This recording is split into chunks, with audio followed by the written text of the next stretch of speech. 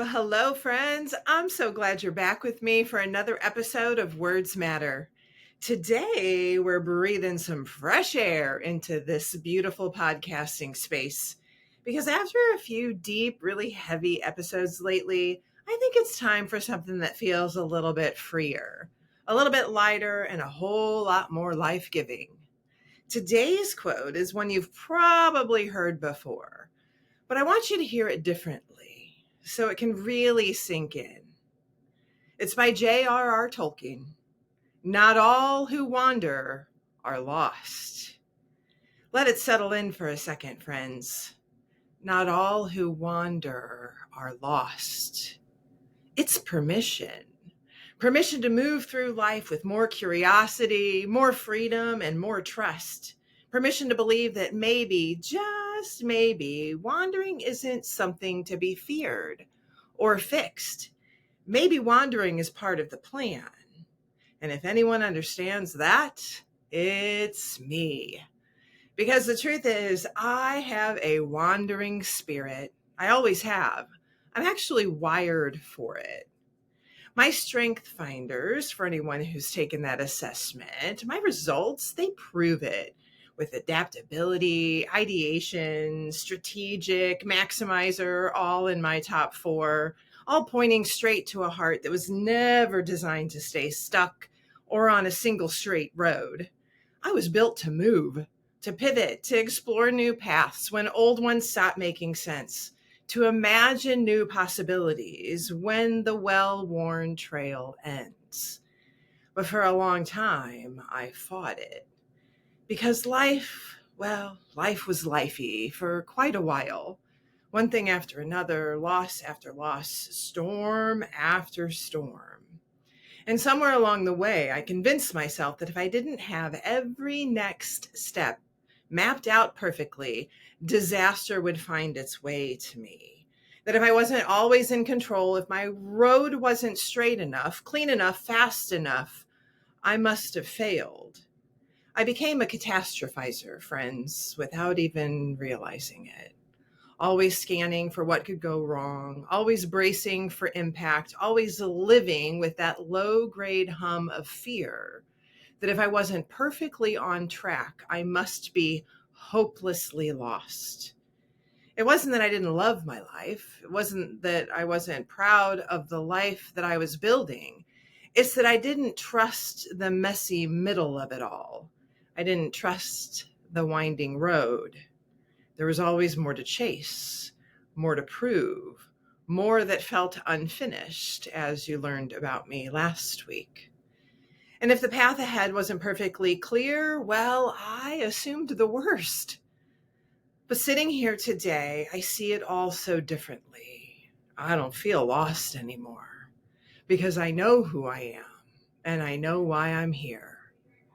My purpose is to build community, to create spaces where people can connect, belong, and rise together. And my mission, well, it's simple, powerful, and clear. To help people connect with each other and with themselves, and to show them how to turn their impossible into I'm possible. And that mission, well, it for sure wasn't built on a clean paved road. It was shaped through wandering, through conversations on trails, through detours I didn't plan for, through messy middle moments I wanted to rush past, but needed to walk through. The wandering didn't pull me off course. It pulled me deeper into who I was and who I was always meant to be. Not all who wander are lost. Sometimes wandering is exactly how you find pieces of yourself you didn't even know you were searching for. Because when you give yourself permission to wander, you also give yourself permission to discover, to be surprised, to grow, to change, to trust the story you're living, and the one that's still unfolding, and the one that's worth sticking around for. So if you're in a wandering season right now, if your path feels uncertain, messy, undefined, I want you to hear this deep into your bones, friend. You're not lost. Because wandering isn't about standing still. It isn't about being stuck or paralyzed by fear. Wandering, if you think about it, is movement. It's breath. It's life in motion. It's stepping forward even when you don't know exactly where the road leads. It's forward leaning faith that says, I trust the journey, even if I don't see the full map yet. Wandering is curiosity and action. It's an openness to explore, to grow, to stretch beyond what you know today. Momentum, not in a frantic, desperate way, but in a steady, soul-led way that keeps you moving towards your possible.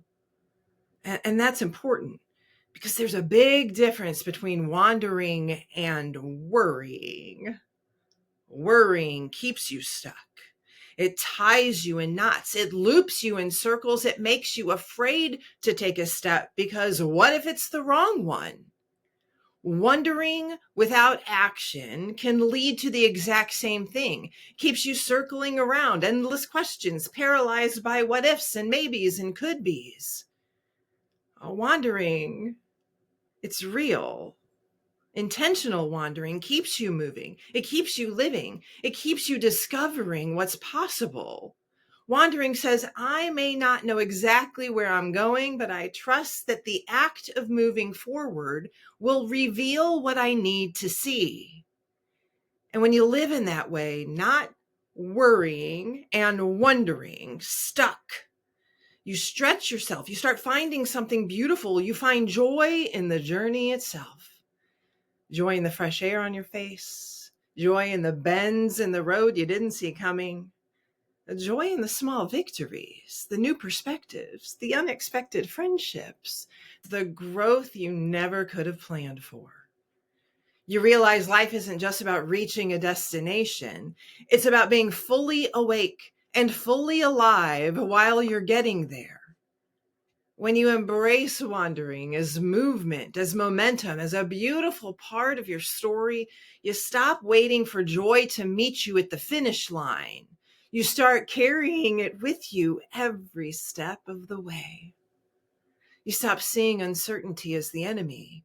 You start seeing it as the adventure. You stop believing you have to have it all mapped out to be moving in the right direction. And you start believing that being in motion, fueled by faith, led by curiosity, and grounded in trust is enough. Friends, your wandering is not wasted. Your wandering is not wrong. Your wandering is a sacred, beautiful part of your becoming. Because you're on a wild, beautiful path that is still being written. So maybe this wandering isn't a detour. Maybe, just maybe, what feels like a mess right now is actually your map. So what if this season isn't here to derail you, but to reveal you? What if this uncertainty isn't evidence that you're failing, but proof that you're brave enough to keep going even when the way isn't clear? What if wandering is where the real magic happens, the kind you can't find on a straight line? Because, friends, some of the most beautiful dreams, some of the deepest transformations, they're not born from certainty. They're born from wandering. And today I want to offer you 3 shifts that you can make right now, 3 ways to embrace your wandering and let it shape you instead of scare you. Are you ready? First, loosen your grip on that master plan that you have for your life. You know that you don't have to have a 5-year vision fully mapped out to be making meaningful progress. You don't even have to know exactly where you're going to end up. You just need to move in the direction of your aliveness, to follow the thing that sparks your curiosity, the thing that calls you, even if it doesn't make perfect sense yet. Ask yourself, where do I feel life rising up in me right now? Where am I being nudged forward? Start there. Take one small, brave step toward what feels true to you today, and trust that path will appear in front of you as you walk it. Second, stop measuring progress by how straight or fast your road looks. Progress isn't a line on a graph. It's not about neat timelines and tidy milestones. Progress is messy. It's tangled. It looks like circles and stumbles and pivots and restarts. And every twist, every loop, every lesson tucked inside of wandering, well, it builds strength. It builds strength inside of you that a straight road never could. So if your journey feels wild and winding right now, good. That's where real depth grows. Third, trust your internal compass more than the external noise. There will always be voices shouting at you, telling you to pick a lane, stay in a box, speed up, slow down, be more, be less. But your heart, that beautiful heart and soul of yours, they know. You were given an inside voice for a reason. You were given instincts and dreams and nudges for a reason too. Tune into them, listen to them, follow them, because your heart and soul remembers the way, even when that beautiful brain of yours doubts it. Wandering isn't a weakness you need to fix. It's a powerful part of how you find your own way home, your own way back to you. So if you're wandering today, if you're stepping into the unknown with more questions than answers, let me be the voice that reminds you you're not lost. You're not broken. You're not behind. You are becoming wildly, beautifully, bravely the person you were always meant to be. Not all who wander are lost. Some of us are just bold enough to believe that the best things in life aren't found on the straightest path. Some of us are brave enough to trust the wide open, messy, magnificent road unfolding beneath our feet. Some of us are okay with being lost because it's in being lost that we can find ourselves. Friends, the words we see and read, the words we hear and the words we say to ourselves and about what we're doing and how we're doing it, they all matter. Your words matter because you matter. Have a great day.